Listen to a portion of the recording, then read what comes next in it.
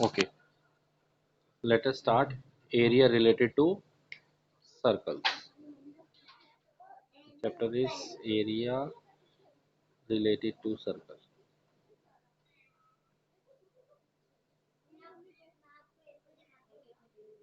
Related to circles. चलिए इस chapter करने के लिए कुछ फंडामेंटल्स, कुछ बेसिक्स समझ लेते हैं। वैसे तो काफ़ी चीज़ें हमने पढ़ी हैं सर्कल के रिलेटेड में। सबसे पहले सर्कल के बारे में, जो उसका जिसका रेडियस अगर हमें पता है तो we know that area of the circle is pi r square.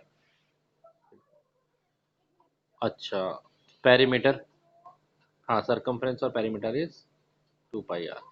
ये तो बेसिक नॉलेज हमें है ही, इसमें तो कोई नई चीज़ नहीं है। लेकिन कुछ और टर्मिनोलॉजी हमें सर्कल्स में समझनी है। जैसे अगर हम सर्कल में, ये क्या है रेडियस, ये क्या है रेडियस, और ये क्या है सर्कल की आर्क, इसके बीच में ये वाला एरिया देखें, this is known as sector. Sector circle का एरिया का एक पार्ट है। तो अगर ये सेक्टर में यहाँ पर कोई एंगल बन रहा है, सेक्टर का कोई एंगल भी होता है जिसको हम सेक्टर का एंगल कह सकते हैं, theta.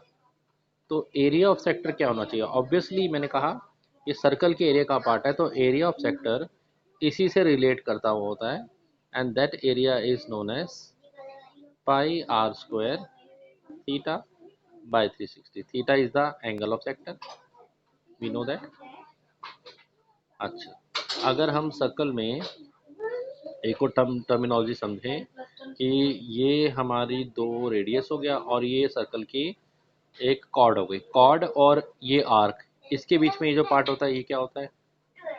This is called segment, है ना? This is called segment. तो इस सेगमेंट का भी कुछ एरिया हो सकता है, yes obviously there can be area of this segment also. अगर आप पूरी फिगर को देखें तो ये बेसिकली सेक्टर में से, सेक्टर ये पूरा बड़ा area, this is sector, sector में से ट्रायंगल का एरिया माइनस हो रहा है, तो this should be area of sector minus area of triangle. Area of sector तो I have already told you. अब एरिया ऑफ ट्रायंगल क्या हो सकता है? तो एरिया ऑफ ट्रायंगल डिपेंड करता है ये ट्रायंगल कैसा है। अगर ये इक्विलेटरल ट्रायंगल है, यानी कि जिसका थीटा 60 डिग्री है, 90 डिग्री है या 120, तीन केसेस हैं हमें जो हमें निकालने होते हैं, 60, 90 और 120। तो वो जब हमारे केस आएंगे तब हम उसमें बात कर लेंगे, ठीक है? थोड़ी टर्मिनोलॉजी समझ में आने लगी। और अगर हम पूरा पेरीमीटर नहीं निकालना चाहते, और अगर हम सिर्फ ये आर्क की लेंथ निकालना चाहते हैं, length of the arc O A B, सिर्फ इतनी length, length of the arc, तो ऑब्वियसली ये पेरीमीटर का पार्ट है, तो लेंथ ऑफ द आर्क क्या होना चाहिए? It should be perimeter that is 2 pi r into theta by 360। बार बार 360 क्यों ले रहे हैं? क्योंकि पूरा सर्कल 360 डिग्री का एंगल होता है। तो एक तरह से ये this is length of the arc, circle की कोई लेंथ का, यस इसकी लेंथ कितनी है अभी मैं आपको प्रूव करता हूँ। अगर ये थीटा 360 हो जाएगा, मतलब पूरी लेंथ हो जाएगी ना, तो यहाँ 360 डालिए, 360 अपॉन 360 1 हो जाएगा, तो 2 पाई आर बन जाएगा। यही तो होता है सर्कमफ्रेंस। क्लियर? क्लियर? चलिए इतनी बेसिक नॉलेज से हम कुछ एक्सरसाइज पे चलते हैं। क्वेश्चन सिंपल है, बस मैं आपको ये कह रहा हूँ कि आपको एक कॉमन लेने का बड़ा कंसेप्ट क्लियर होना चाहिए। जितने आप कॉमन अच्छे तरीके से लेंगे उतना ही आपके लिए कैलकुलेशंस आसान हो जाएंगी। कॉमन का, जहाँ कॉमन कैलकुलेशन में फंस गए, क्वेश्चंस में फंस जाएंगे।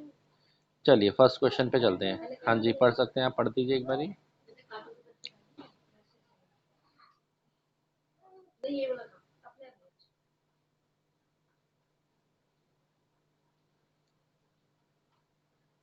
चलो मैं पढ़ देता हूँ। पहले सर्कल का रेडियाई है,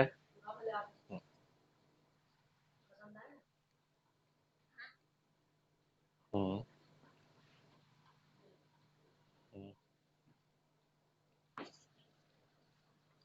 ओके। क्वेश्चन ये है कि दो सर्कल्स का रेडियाई हमें गिवन है। एक सर्कल का रेडियाई है 19 सेंटीमीटर और एक का सर्कल का रेडियस है 9 सेंटीमीटर। ये कह रहे हैं आप एक थर्ड सर्कल का रेडियाई पता करिए, और उस सर्कल की स्पेशलिटी क्या है? उसका सरकमफ्रेंस इस सर्कल के और इस सर्कल के सम के बराबर होना चाहिए। मतलब circumference of third circle should be equal to circumference of first plus circumference of second, और उस सर्कल का रेडियस पता करना है।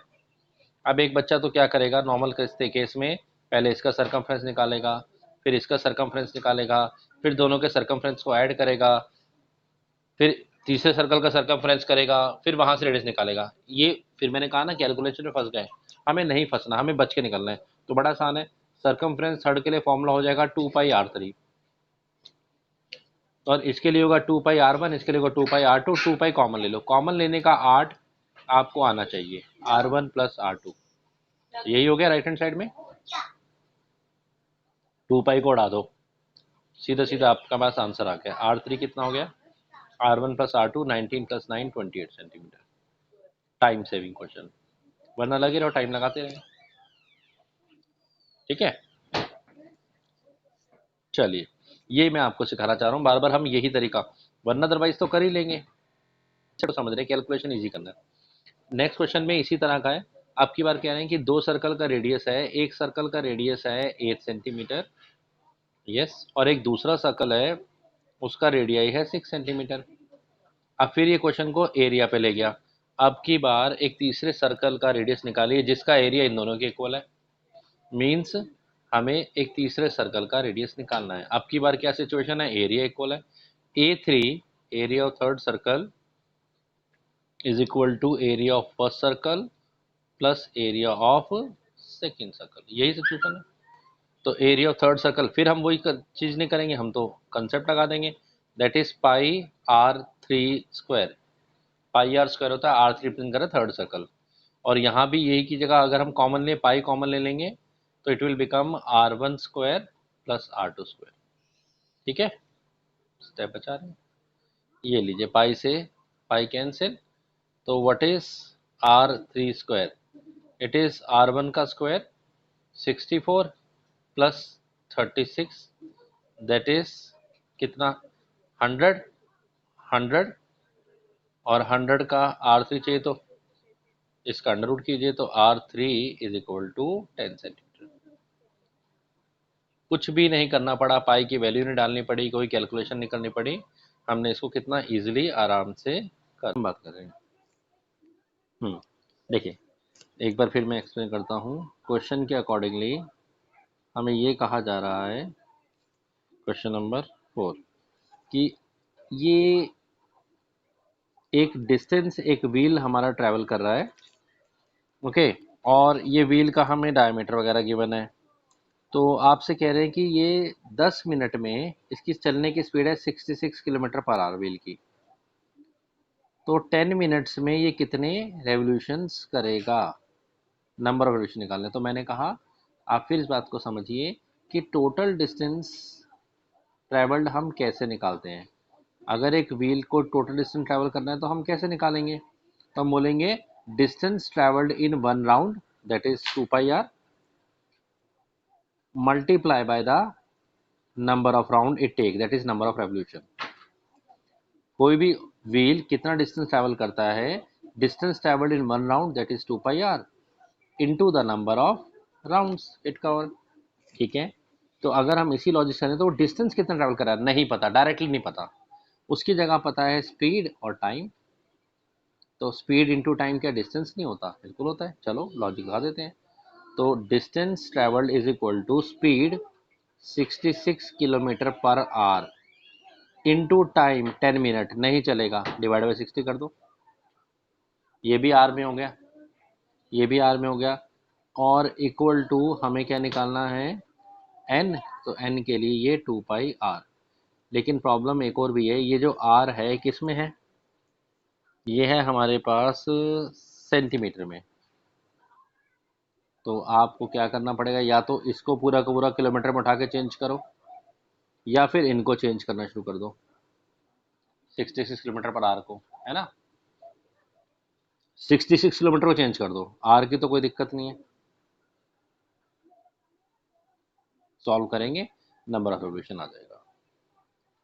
ठीक है, मैं फिर से बता दूं, नंबर ऑफ रेवोल्यूशंस कैसे आएंगे, टोटल डिस्टेंस जो वो ट्रक कवर कर रहा है, चलो एक बार निकालते हैं, कैलकुलेशन देख लेते हैं। टोटल डिस्टेंस जो वो कवर कर रहा है, वो कर रहा है 66 की स्पीड है, और इनटू 10 मिनट्स के लिए चल रहा है, डिवाइड बाय 66 कर दिया, 60 कर दिया सॉरी।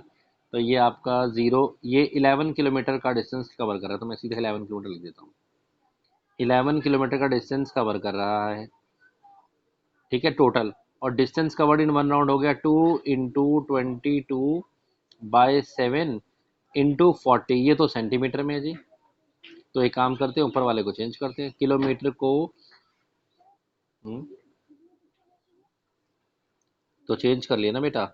66 किलोमीटर पर आवर में चल रहा है, इंटू 10 मिनट्स था, तो 10 डिवाइड बाय 60 किया, आगे 11। और ये किलोमीटर था, इंटू 1000 करोगे तो क्या आ जाएगा, मीटर। अभी भी सेंटीमीटर में लाना है, इंटू 100 कर दो, ठीक है ना, अब आ जाएगा। तो काटते हैं, 11 टू ज़ा, ये गया, ठीक है। और बताइए, ये ज़ीरो से ज़ीरो उड़ा देते हैं, ठीक है। और बताइए, 2 टू ज़ा 4, 4 4 ज़ा हो गया 2, और इसको काट देते हैं 5 को, 2 5 ज़ा 10, और 2 4 ज़ा 8, ये 8 काट देते हैं, 8 को इससे काटेंगे तो 125 पे जाएगा। अभी क्या बचा, 125 इंटू 5 इंटू 7, ये हो गया 625 इंटू 7, कितना होता है 4375 रेवोल्यूशन। बाकी कैलकुलेशन चेक कर लेना।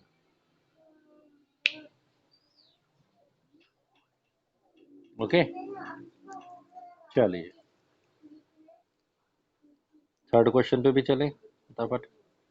इसमें भी वही बात है, थर्ड क्वेश्चन में कि कैलकुलेशन हम कितना आसान बनाते हैं। हमें एक टारगेट ये दिखा रखा है, और हमें बोला जा रहा है ये एक गोल्ड आर्करी का टारगेट है, और ये सेंटर में गोल्ड है, गोल्ड कलर से पेंटेड है, और इसका रेडियस जो है वो है, डायमीटर है 21, रेडियस है 10.5 सॉरी। तो ये जो रेडियस है गोल्ड रीजन का, ये रेडियस है 10.5, ये मैं जी से रिप्रेजेंट करता हूँ गोल्ड। इसके बाद यहाँ पर भी 10.5 और नेक्स्ट बॉर्डर आ जाता है, दैट इज रेड। उसके बाद एक और 10.5 रेडियस का एक और बैंड है, ठीक है। रेड के बाद ब्लू है, ब्लू के बाद ब्लैक है, और वाइट है, इस तरह से क्या है। तो आपसे पूछ रहे हैं सबका रीजन का एरिया वगैरह निकालना है। देखिए, अगेन अगर ध्यान से देखा जाए तो ये अगर हम आर मान लें गोल्ड रीजन का, तो रेड तक, यहाँ तक का रीजन, यहाँ तक का रीजन, आर में आर नहीं, आर प्लस आर ले लो ना, 2 आर ले लो, क्यों कैलकुलेशन मुश्किल बतानी, ठीक है ना। तो यहाँ तक का जो रेड रीजन है, इसका रेडियस 2 आर हो गया। अच्छा, और ये ब्लू रीजन तक अगर जाए तो 3 आर हो जाएगा। तो बस हमें एक मेहनत करनी है, हमें गोल्ड रीजन का एरिया निकाल देना है। चलो, एरिया फॉर गोल्ड रीजन क्या फॉर्मूला लगा देंगे, वो तो आ गया पाई आर स्क्वायर, ओए पाई आर स्क्वायर 3 क्या हो गया, इंटू आर का स्क्वायर 10.5 का होल स्क्वायर, ठीक है। चलो एक बार इसका एरिया निकाल दिया, जो भी आएगा।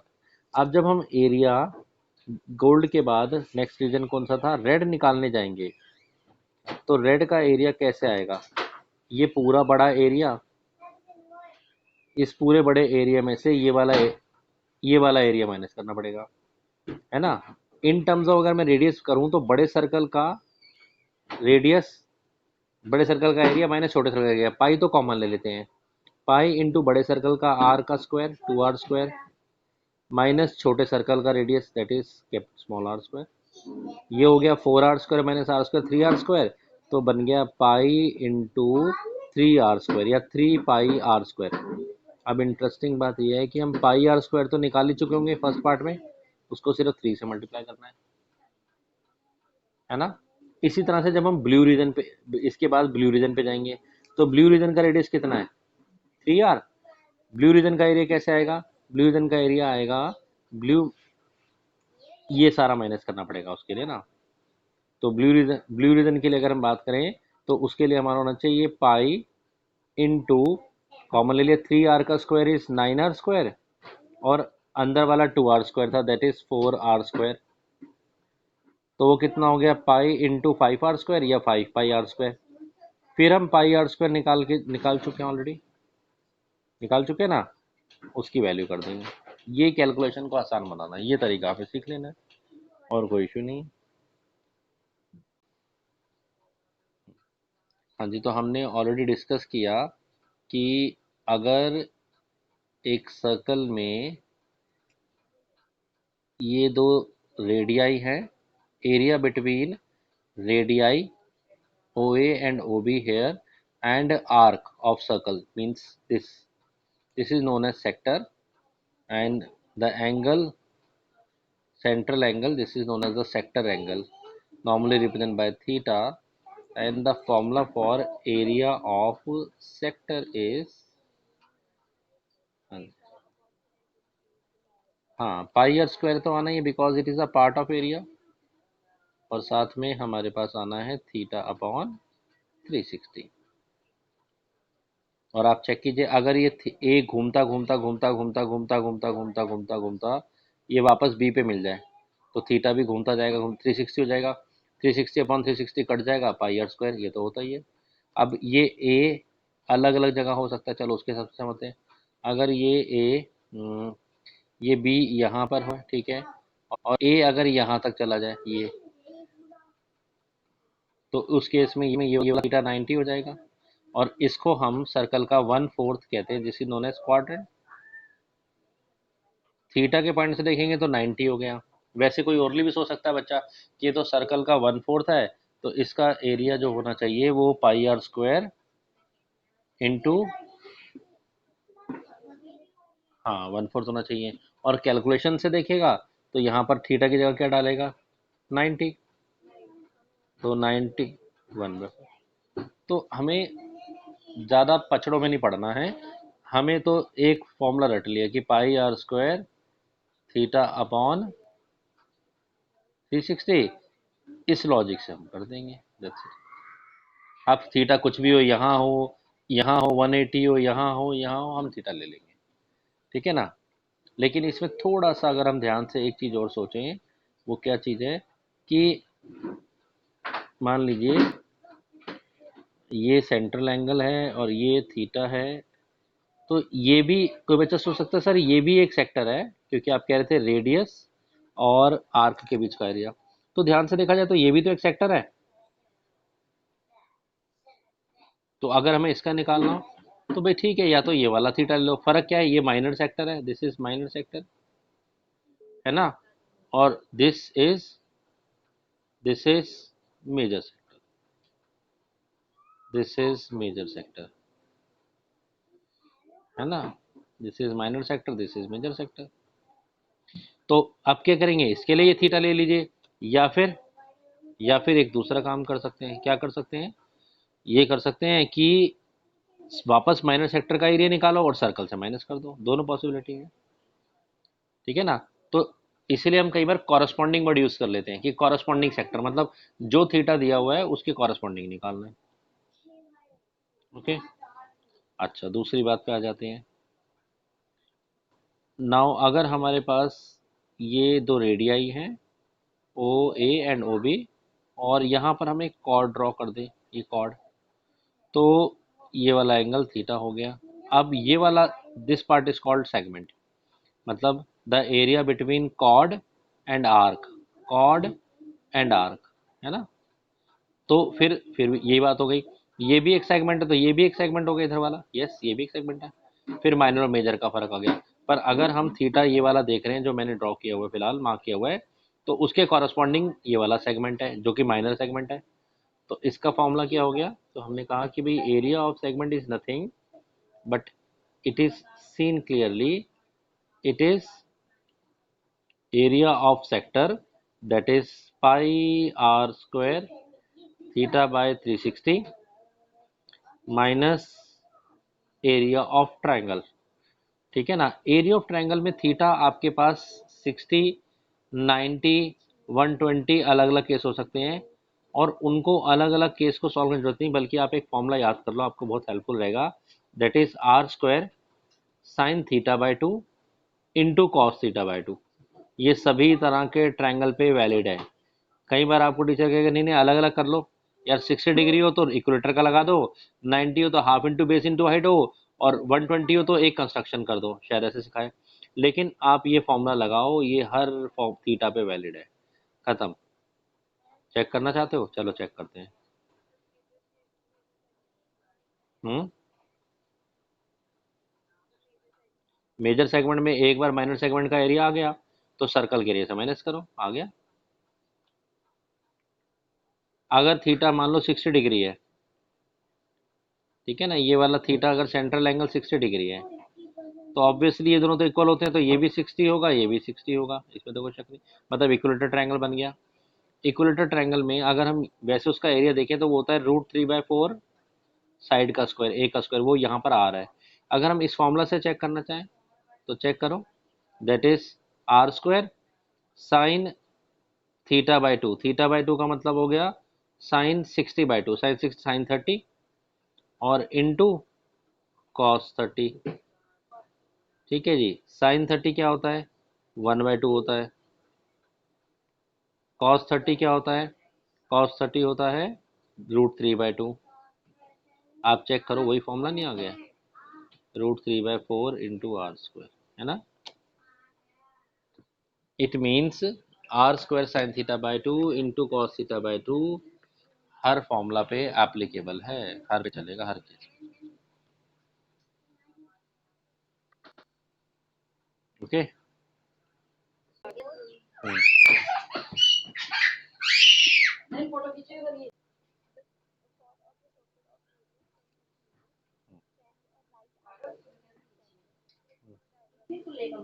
ठीक है, कोई नहीं। 12.2 क्वेश्चन नंबर 4। चलिए मैं डायग्राम बनाता हूँ। ये हमारा एक सर्कल है, ठीक है। इस सर्कल में ये कॉर्ड है और आपको एक रेडियस भी गिवन है।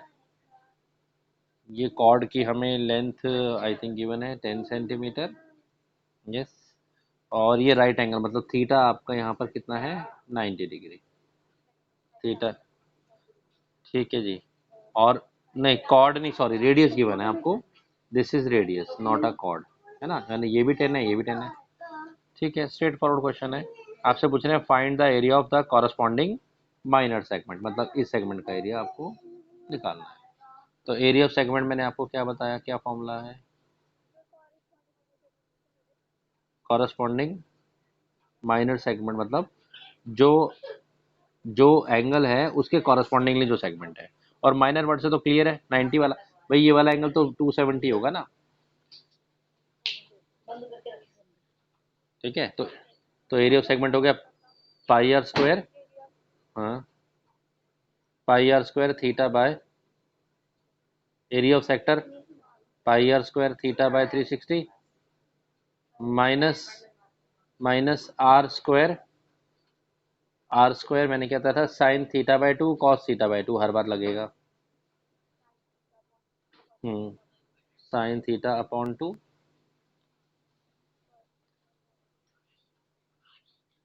Into cos theta upon 2। ठीक है, थोड़ा सा यहाँ पर वैल्यू डालते हैं, फिर देखते हैं और कुछ भी कॉमन आ सकता है।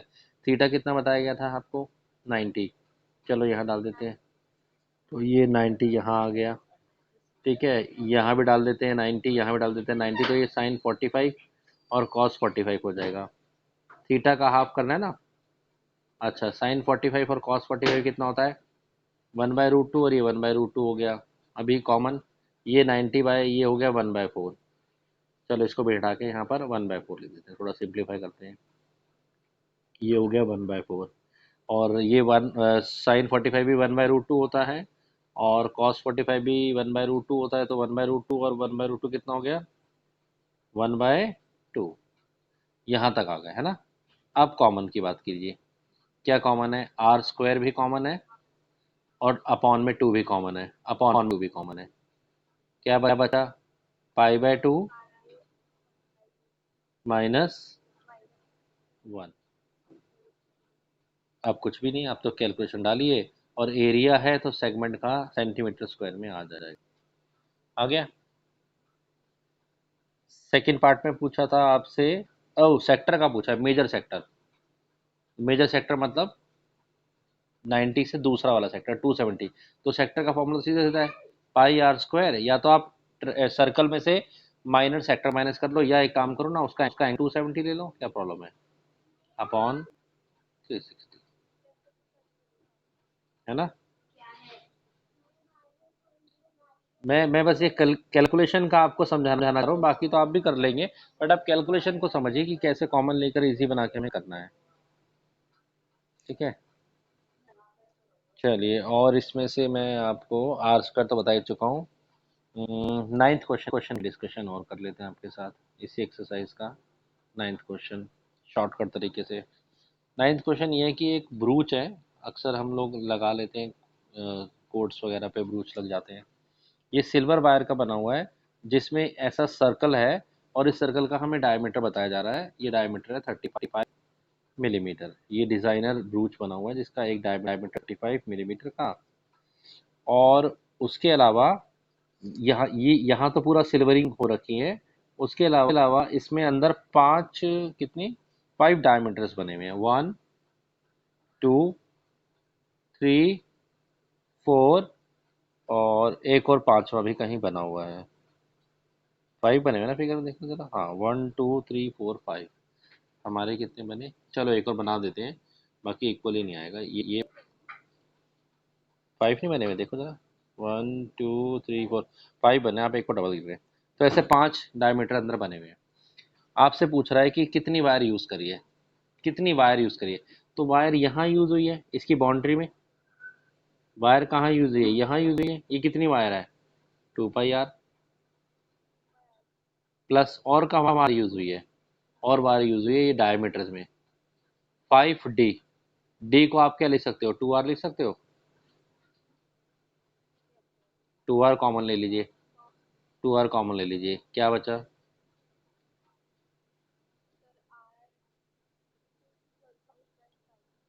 ये यूनिट किस में आएगा, मिलीमीटर में।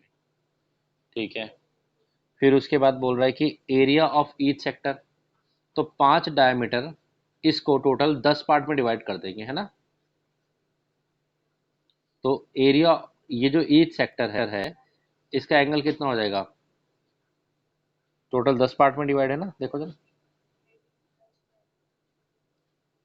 36 डिग्री। तो एरिया ऑफ वन सेक्टर आप निकाल सकते हैं, पाई आर स्क्वायर थीटा बाय 360। कोई खास चीज़ है इसमें भी? No? ठीक है, क्वेश्चन नंबर 13 है ना ये, हाँ जी। देखिए, ये आपका एक सर्कुलर कवर का डिज़ाइन है, जिसमें ये कॉर्नर्स में, ये अंदर एक हेक्सागन बना हुआ है और ये कॉर्नर में डिज़ाइन बने हुए हैं। आपसे बोल रहे हैं टोटल डिज़ाइनिंग पे हमारी कितनी कॉस्ट आएगी। अगर कॉस्ट का जो चार्ज है वो 35 पैसे, 0.35 रुपीज़ में कह दीजिए, ये रुपीज़ में पर सेंटीमीटर स्क्वायर है। डिज़ाइनिंग की कॉस्ट क्या होगी, ठीक है। तो हमें डिज़ाइन का एरिया निकालना है, इंटू दैट करना है। डिज़ाइन एक सेगमेंट है, तो हम अच्छी तरह से जानते हैं एरिया ऑफ सेगमेंट क्या होता है। Area of segment is nothing, area of sector वो यहाँ पर हो गया pi into R square into theta. Theta क्या होगा, अगर आप ध्यान से देखें तो ये 6 डिज़ाइन है, मतलब इसके अंदर ये 6 एंगल्स बन रहे हैं। 360 डिवाइडेड बाय 6 पार्ट, नहीं 10 क्यों, 1, 2, 3, थ्री तो सेक्टर बने, 1, 2, 3, 4, 5, 6। हाँ, तो 360 डिवाइड बाई 6, 60 डिग्री हो गया। तो थीटा हो गया 60/360 माइनस एरिया ऑफ ट्रायंगल, तो मैंने आपको बता ही रखा है, आर स्क्वायर साइन थीटा/2। थीटा/2 मतलब 60 का हाफ करेंगे तो साइन 30 इंटू कॉस 30। साइन 30 की वैल्यू बताइए, 1/2। कॉस 30 की बताइए, √3/2। तो ये भी यहाँ डाल देते हैं 1/2 और √3/2, है ना। और यहाँ पर इसको सॉल्व कर लेते हैं तो ये बन गया 1/6। चलिए, कॉमन बताइए, आर स्क्वायर कॉमन ले लें, और टू कॉमन लेते हैं। अच्छा, एक काम और भी तो करना है, इंटू 6 भी तो करना है डिज़ाइन का। तो 6 तो बाहर लिखा हुआ ही है। तो अंदर क्या बचा हम आपके पास, पाई/3 माइनस √3, और ये जो भी एरिया आएगा इसको आप 0.354 करना, क्योंकि सारी वैल्यू सेंटीमीटर में है, तो will get your answer in rupees. ठीक है, लॉजिक समझे, हमने एक रीजन का एरिया निकाला, इंटू 6 करा। एक रीजन एक सेगमेंट था, और सेगमेंट का एरिया कैसे आता है, सेगमेंट का एरिया आता है area of sector minus area of triangle. Sector का एंगल नहीं पता तो हमने देखा ये तो 6 सेक्टर में डिवाइड हुआ है, और वहां से हमारा एंगल भी आ गया। Okay, clear.